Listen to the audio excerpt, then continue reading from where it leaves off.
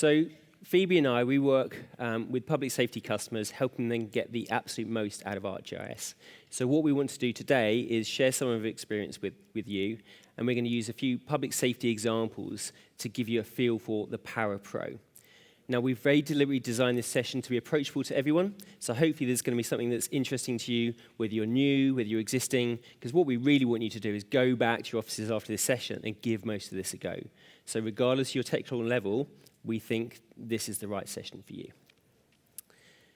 So before we move on to the live demos, let's just quickly discuss what we're going to cover.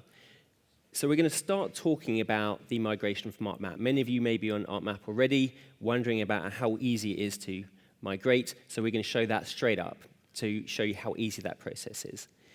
Then we're going to look at analysis and geoprocessing models, helping you build your own tools for focused analysis. Then, if you're more familiar with a coding environment, we'll show you that same process again, but using notebooks. Then I want to talk a little bit about how powerful Pro becomes when you integrate it with the online environment. And by online, I mean ArcGIS Online or Enterprise. Pro becomes so much more powerful then. And we're going to round out the session by talking about some of the new cool tools that we think will be useful for your business. So before we start, it's just worth highlighting that the moment you open Pro, there are a variety of resources available to help you get up and running. Particularly, there's a whole section on migrating over from ArcMap to make that process as seamless as possible. So let's go over to the live demos, and we'll start with that process exactly. So to import an ArcMap project, I go to my Insert menu. I choose to import a map. And I select my MXD. So I've got a really, I don't think I've touched this for about 10 years. It's an old MXD project that I was looking at flood susceptibility across Leicester. So I'm going to open this up. And what it's going to do is it's going to import the map, but it's not going to translate the data across. So the data will stay where it is, but the visualization, the symbology is all maintained. So you can see that is now within the Pro environment. And if we look at my Maps tab here, I can see that that's now been added to my map list. So that was how quick it was. It's now part of my project. I don't really need to make a lot of other changes other than perhaps one thing. When I was using ArcMap, I almost exclusively used offline base maps. So I had the whole of master map available on my machine, had lots of rasters. It was a nightmare to update and maintain that data. And that's something I don't really need to worry about anymore, because Pro's so integrated with the online environment, which we're going to touch on later, that I can simply use the online base maps that Esri and Esri UK provide. So I'm going to remove my base maps, go to my base map switcher, and just choose a base map that I think is appropriate for this project. So there we go. Very quick, very easy. Import that ArcMap project in, switch out the base map, and that's now part of my Pro project.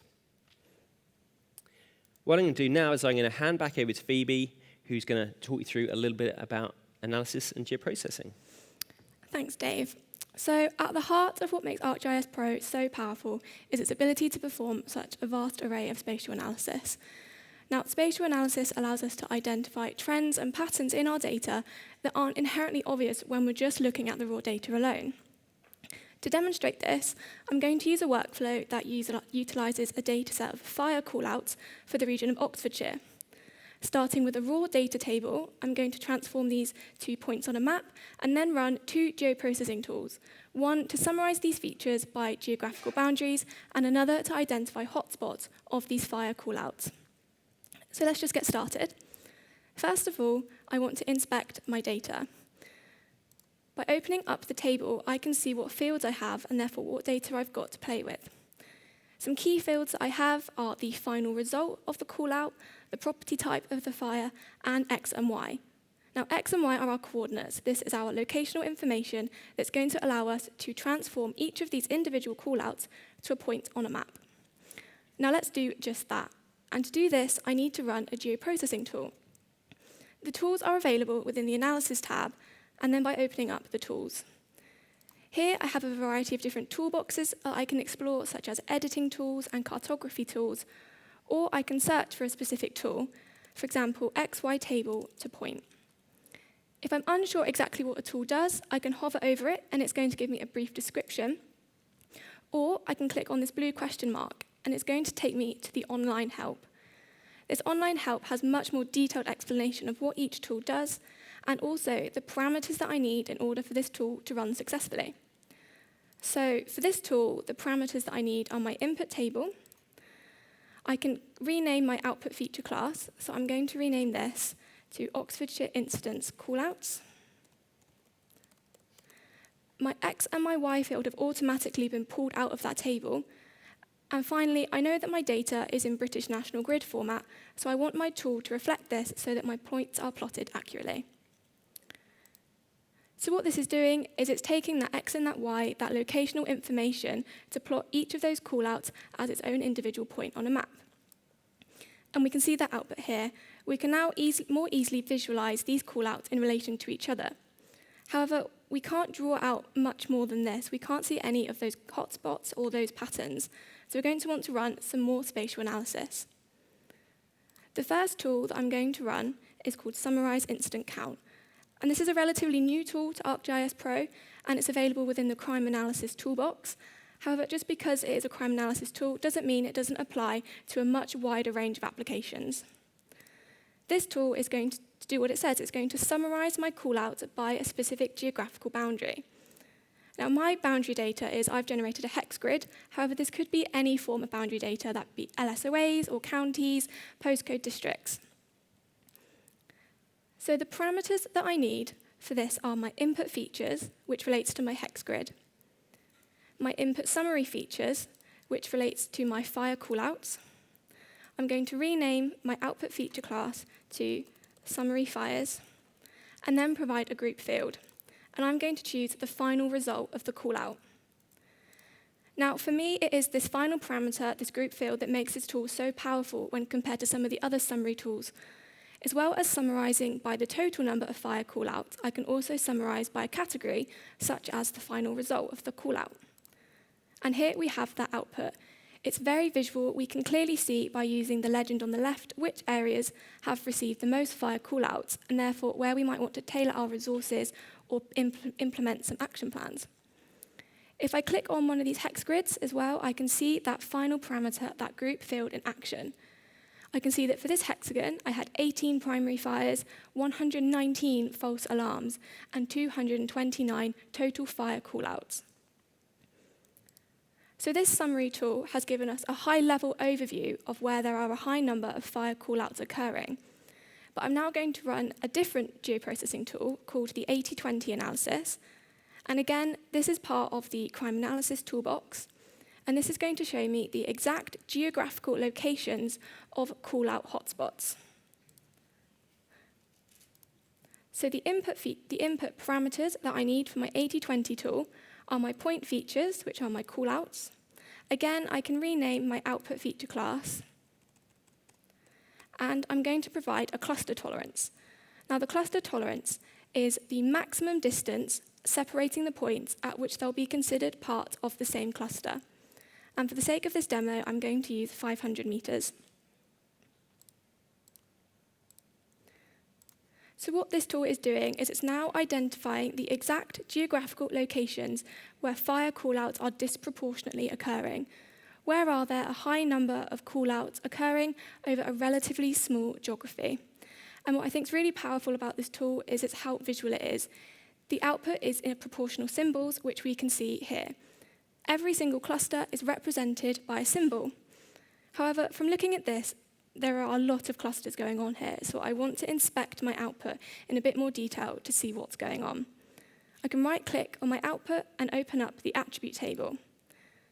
From this, I can see that I have clusters ranging from almost 2,500 callouts right down to clusters of only one callout. Now, these smaller clusters, they're not that significant to our analysis. They're not going to influence any decisions that we might implement. I'm only interested in these most significant, these top probably 10 clusters, and these are any clusters which have more than 100 callouts.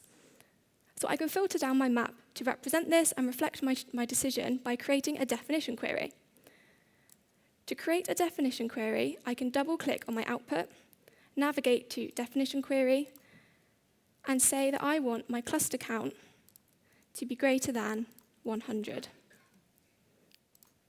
and my map reflects my change. I can now more clearly see which areas are disproportionately seeing fire callouts. Now, from running just those 3 simple tools, I have transformed a table of raw data into 2 really visual outputs, and I can now more clearly see where I have a high number of callouts occurring, and therefore where I might want to implement and focus my resources in the future. But say this is a common workflow. This is a workflow that you and your colleagues do regularly, or that table of data is constantly being updated. I don't really want to run these tools every single time. And this is where ModelBuilder comes in. So ModelBuilder is available within the Analysis tab, and it's going to create a geoprocessing workflow of a series of different tools. Now, it's also here that I wanted to introduce the geoprocessing history. The history, again available within the Analysis tab, is going to show me all the tools that I have run previously. I can open up one of these tools, and I can run the parameters the same, and it's going to produce me the same output, or I could change a parameter such as the input table. I can also highlight my 3 tools that I've just run, drag it into the window, and it's automatically put them in that workflow that I created earlier. I can now run this model as is, and it's going to produce me that same output. However, that's probably not useful to our analysis. We're going to want to change some aspects with each run, whether that be the input table or the geographical boundary data. So I'm going to create some parameters. I can right-click on an input layer or a tool and say I'm going to create a parameter, such as my input data, my geographical boundary data, and my 2 output feature classes. Now, I can save my model, and this is available within the catalog pane as a separate geoprocessing tool. So I've created my own tool for focused analysis. If I go back to my Analysis tab, and I'll show you how this tool works and how quick it produces those outputs. So I'm going to delete the 3 outputs that I created manually, open up my model, and open it up within the geoprocessing pane, and input my new features. I'm going to run it the same with the same parameters. So now what it's doing is it's working through each of those steps in sequence. It's taking our table of data and plotting them as points on the map. It's running 2 geoprocessing tools to identify hotspots and summarize our data. And what I think is really powerful about ModelBuilder is I can then package up my model as a geoprocessing tool, send it to my colleagues, and my colleagues are then able to use my tool within their own analysis. So hopefully through this demo, you've seen how easy ModelBuilder is to automate your workflows and simplify your workflows to make them more efficient for more focused analysis. And we can see that here, how quickly that produced those 2 outputs, which are exactly the same as when I did it manually. So I'm now going to pass back to Dave, who is going to talk about notebooks, should you prefer a more coding environment. Great, thanks Phoebe. So we're going to use exactly the same data again, but we're going to use notebooks for the analysis this time instead.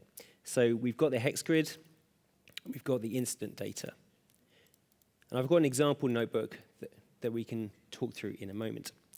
So for those of you that don't know, ArcGIS Notebooks are built on top of Jupyter Notebooks, which is an open source web application that allows you to create and share documents that contain dynamic Python code and data visualizations. It can be used for statistical modeling, spatial analysis, automation, admin, and many, many more. There's so many options of what you can do with notebooks. A few of the key features for me, however, are, number one, it's very approachable for a non-coder. Neither me or Phoebe are developers, so having an environment we can feel comfortable with is a really good starting place for those of you that are looking to get to grips with Python. It also reminds me of my process if I revisit this analysis at a later date, because I can document it fully so that if I revisit it 5, 10 years down the line, it's very clear exactly what I've done and why I've done it.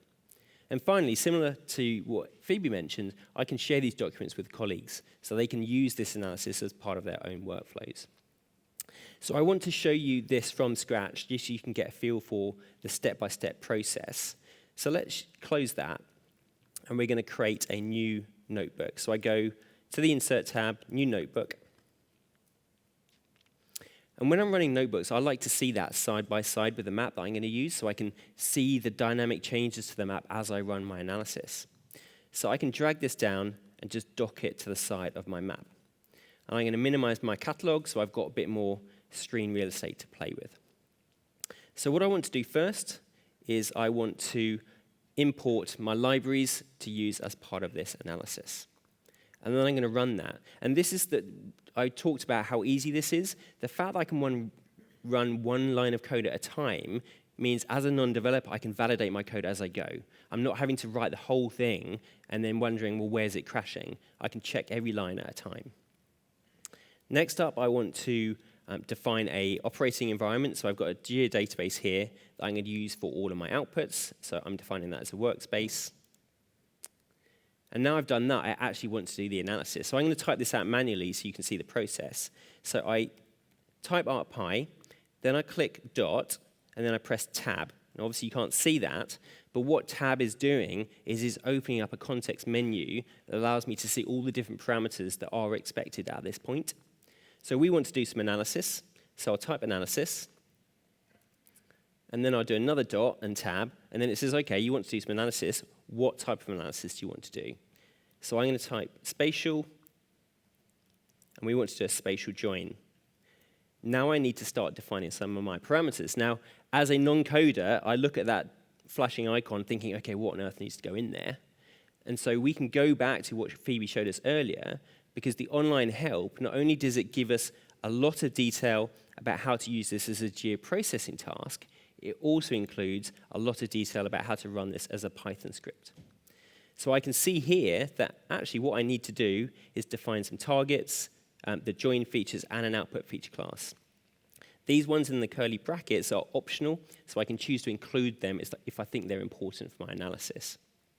Before we leave this, it's also worth noting, if you scroll right down to the bottom, there's some example code here. Again, this is massively useful if you're just starting off with Python, because you can look at this code and you can see exactly what it should be looking like. So now that I'm aware of the parameters, I can paste them in. So we're going to join the instance to the hex grid to create this instant count. And I'm going to run that. And what that's going to do is that's going to run in the background, and when it's finished, it's going to add it straight into my map. So we can see that dynamic change in our map as we run things in the notebook environment. Now, although it's added it, and if we click in on any of these features, we can see that it has counted the number of instances in each area. It hasn't visualized it in a way that makes it understandable. So the final tool I'm going to run is I'm going to apply symbology from a layer file. So I've already got a layer file on disk, and I'm going to use the apply symbology from layer option to apply that layer file to my data set. So we've now got something that looks much closer to the analysis that Phoebe's done, because it's making it very clear where these key hotspots of instance are. So hopefully that shows you how approachable notebooks are and how powerful they can be when combined with your geographic analysis. What I want to move on to now is talking about integration with Web GIS. Now, I mentioned this at the beginning, but just to be clear, when I talk about Web GIS or just say online, what I mean is ArcGIS Online or Enterprise. So regardless of which of those two environments you're operating in, this whole process will work. For this demo, we're going to be using some violence data. Now, I know that might seem a little bit grim for a national conference, but the reason we've chosen this is because violence, particularly violence against women and girls, is a massive priority for government at the moment. And so they're providing a lot of funding to support violence reduction units or initiatives like Safer Streets. So hopefully, this is actually quite reassuring that the police forces and constabularies across the UK are doing this already to help understand where are the key locations where we can take action to keep people protected. So this is going to be a very light version of that sort of analysis. So I've got my violence data, and I can aggregate that against a geography, as we've done before, to show the hotspots. And then I've filtered that down just to those that are really interesting locations where we're seeing a high number of crimes that perhaps we want to investigate further. So if we zoom down to Leeds, we can see there's 8 locations here with a significant number of crimes taking place. And as a police force, you'd look at these areas and think, okay, well, we know there's issues here. How can we address them? So are we going to have more visible policing? Are we going to have PCSOs on the ground? Are we going to have community engagement? Are we going to provide more victim support? But we can target it in the right places to address this ongoing issue. However, it's also nice to know, okay, well, what might be the factors that are giving rise to crimes in these areas? So that's what I want to talk about now, is what data might support our understanding. Now, I don't have any local data sets for this. I would love to have some in my Pro project, but I don't have any. So what I'm going to make use of is my online environment. So you can see here under my project tab, I've got access to file databases, I've got access to folders, but I've also got access to my portal, because I'm currently signed in to my police account, and this is giving access to content that either I've shared with the account or which my colleagues have shared with me. So I can very quickly search for content using some tags. And what I can see here is that Phoebe and I have already shared some information to this portal. So we've got a couple of data sets which we'll look at in a minute, but we've also got a map here. So you can add an entire web map into the Pro environment and just operate with it as if it was local. So that's a really great way of making the most of that integration. Or, as I'm about to show you now, we can just drag in data sets. So the first one I'm going to drag in is IMD data. So this is index of multiple deprivation information that comes from ONS, and I've symbolized it based on the decile score. And what the decile score is, the lower numbers are showing those areas that are fairly deprived, and the higher numbers are showing those areas that are much more affluent. Now, unfortunately, there's a fairly high correlation between deprivation and high crime. So this can be an indicator of why we're seeing high crime rates in particular areas. And what you'll notice here is that of the 7 of the 8 areas which we've defined, 7 of those are high. They've got high deprivation. That doesn't explain this one here in the middle. So what might be happening there? So I'm going to use a different data set to look at that. So this is POI data, so points of interest information from Ordnance Survey. And what I've done here is I've pulled out hotels, bars, restaurants, shopping centres, anything that pulls a large number of people, a large daytime population or nighttime population together into that area. So as you can expect, that central location is different because it's a city centre. There's lots of locations that are pulling people there, so higher numbers of people, higher numbers of crimes. So as a police force, you can look at this and think, okay, city centres require an entirely different approach from perhaps the more rural areas because they've got different conditions. So as I said, this is very simple analysis. Your local police forces will go far more detailed than this, but hopefully it gives you a feel of the sort of things they're doing. Now, it might be you want to look at some of this analysis yourself, but you're thinking, okay, I don't have POI data, I don't have IMD. That's where the Living Atlas comes into play. So you can see here under my portal pane, I've got access to my content, portal that's shared with me, and we've got this Living Atlas. Now, the Living Atlas is our online repository of curated content that's either being shared by Esri UK, or our customers to provide a definitive source of data for you to use as part of your analysis. Now, you can filter and search for things within the Pro environment, but for me, what I typically do is I go to the web version of the Living Atlas to look for data.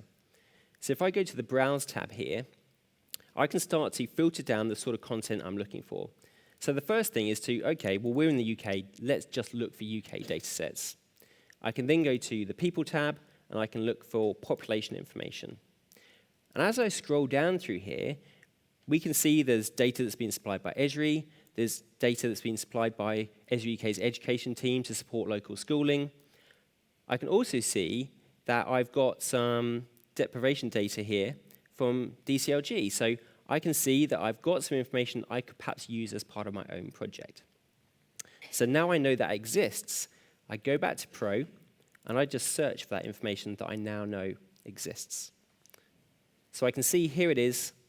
So let's just turn these other layers off, and I will drag that on. Now, when it gets added to the map, by default, it's going to have no symbology, but we can change that within the Pro environment to make it look and feel the way we want.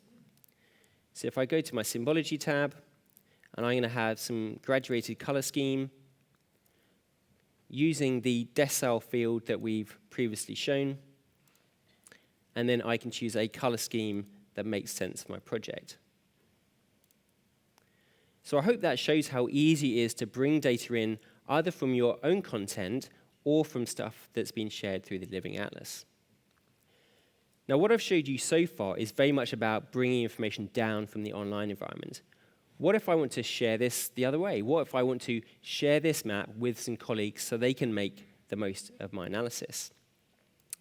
So the traditional way of doing that would be through a layout. So in Pro, we can create layouts. We can print it out or export it as an image or PDF file.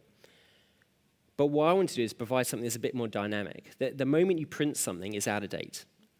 Whereas with an online environment, you can keep updating that data so that as people log in and see that map, it's updated based on the latest possible information you have available.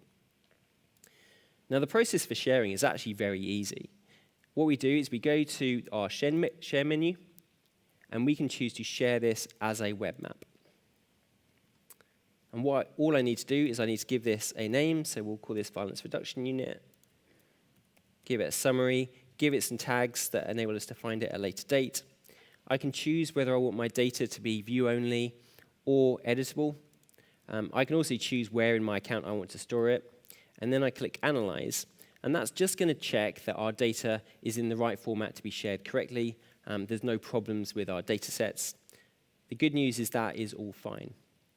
Then to publish this, all I do is click the Share menu. Now, that whole process takes a couple of minutes. So what I'm going to do is I'm going to jump to one that we've already done. So this is that same information presented in the same way within my ArcGIS Online environment. So I've opened this up as a web map, and you can see it's maintained the symbology, maintained the same data sets. What I need to consider now, however, is, okay, well, how do I want to share this with my colleagues? It's not just enough to share them a map, because I need to think about what capabilities they need, what functionality, what experience am I looking to share with them. So to do that, I can use the Create App option. Now, there was a really great session just before lunch that covered this in quite a lot of detail. So if you're interested in some of these options, then I suggest you do catch up with Robin, Tash, and Ilias's session, because that is well worth a view. But just to give you a taster of that, we've got options for instant apps that are very quick and easy to deploy. We've got Experience Builder that allows us to build tailored applications that are very specific to our requirements. We've got story maps that are much more narrative-driven, and dashboards allow us to have interactive elements, charts and graphs that are interacting with the map. So a couple of examples of those. This is an instant app, very simple. I think I used the minimalist viewer here just to provide a table of contents, a legend, and the ability to pan around and interact with the information. So that's a nice way of sharing information if people want to interact with it themselves. What it's not providing is any sort of narrative. Unless you understand this data, it's not clear what it's showing. That's where story maps come into play. So a story map allows me, as an analyst, to talk about, okay, well, what is this project? Why have I done it? What are the data sets I've used? How have I combined them? What are the outputs? What are the outcomes? And how do I think we can help violence in this area? So it's much more narrative-driven, and it allows people to brief themselves. You can hand this over to someone, and they know exactly what this project's about. It's also a really nice way of engaging with the public, because you can put it out there, and they can understand the analysis you've done and why you're making the decisions you are to support them. So hopefully that's given you a good feel of how much more powerful Pro is when you start combining it with the online environment, whether it's bringing data down or pushing information back. What we're going to do now is quickly wrap up with a little bit about what's new. Thank you. So we're now on version 2.9 of ArcGIS Pro, and with each new release, Esri are adding new functionalities to enhance the user experience and make sure that you're getting the most out of your data. I'm going to talk about 4 of the most recent new additions that I think are really powerful. And to do this, I have a dataset from the Living Atlas, which Dave just showed you how you can use. And this is RNLI callouts for the south coast of England. The first new addition to ArcGIS Pro that I wanted to talk about is data engineering, and this is my personal favourite new addition. So data engineering allows us to explore our data by generating some statistics, some charts, formatting our data before we start to think about any analysis. It's really simple to access. All I do is right-click on my layer and open up the data engineering window. Any fields that I want to explore, I can drag in to this window on the right. So I'll drag in 3 of these fields, and then I press calculate. And it's really quickly generated those key statistics that weren't as easily generated before this tool was introduced. So I have fields such as the number of null values. I can quickly get a chart view, and I can see the distribution of my data. And there, for one of my fields, I have the key statistics, such as the minimum, the maximum, the mean, the range, all those examples. So now that I've explored my data, I might want to visualize my map in a slightly different way than these single symbols. And I can do that from directly within data engineering. For the field that I want to visualize, I can just click Update Symbology next to the field, and my map automatically reflects my decision. Similarly, I can really easily create a chart by pressing Create Chart. It creates a chart with the same color scheme as the map, which I can then export as a graphic to embed in any reports or into a layout that I might be creating to print. So that was a really quick overview of data engineering, but hopefully from that you saw how easy it was to generate those stats and explore your data before you start to begin your spatial analysis. The next new addition to ArcGIS Pro is dynamic feature clustering. And to show you this, I am going to change the symbology back to single symbols.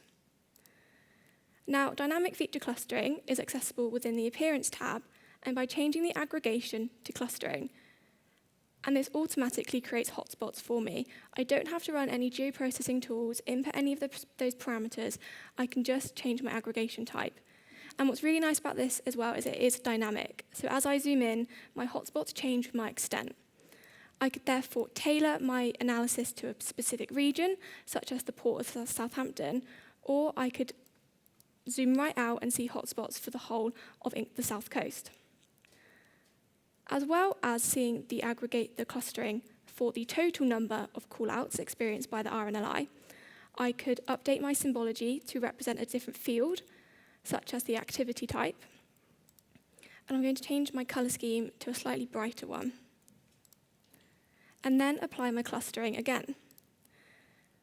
Now I can see which activity type is making up the majority of the callouts for that hotspot. For example, off the coast of Cowes, Isle of Wight, the most common cause of a callout was sailing. However, if I panned to around here, it is competitive racing. So I can now tailor any action plans more region-specific, depending on what activity type is making up the majority of that hotspot. So the next new addition to ArcGIS Pro is really simple but really effective, and this is the command search. The command search, which is up here in the top right, allows us to search and execute for commands, tools, and help directly within Pro. So earlier I showed you how you could access the geoprocessing history. However, there is more to ArcGIS Pro than just spatial analysis. We can edit our data and visualize it in different ways, and sometimes we might just forget where to access this. As ArcGIS Pro is expanding and continue having more functions added, we might just forget, and we can search for this up here in the command search. So I'm going to try and find data engineering, which I showed you earlier. When I type in data, it's giving me anything related to my search, and I can narrow this down to find data engineering. I can also directly execute this from within the command search, so I can see what I did previously with my statistics and my fields and execute that straight away. So that was the command search. The final new addition to ArcGIS Pro that I wanted to talk about was accessible PDFs. Now, Esri are working on making their software more accessible to everyone, and the start of this process is accessible PDFs. So here I have a layout which includes a map and 2 charts of this RNLI callout data. If I double-click on one of these elements and open up the Accessibility tab, I have some alt text, and this is a description of my chart. And this alt text is going to be read by screen readers and assistive technologies that will then make this PDF more accessible to everybody. As well as the individual elements, when I go to export my layout and choose the PDF file type, I can add a title, an author, and some keywords, which again will be read by screen readers and assistive technologies. So this is the start of making ArcGIS Pro and spatial analysis more accessible to everybody. So this concludes our presentation today, and hopefully through watching this you have got a bit more insight into some of our favourite tips and tricks into ArcGIS Pro. Whether you're converting from ArcMap and you're new, or you're seasoned professional, hopefully this provided you with some excellent information. So thank you for watching.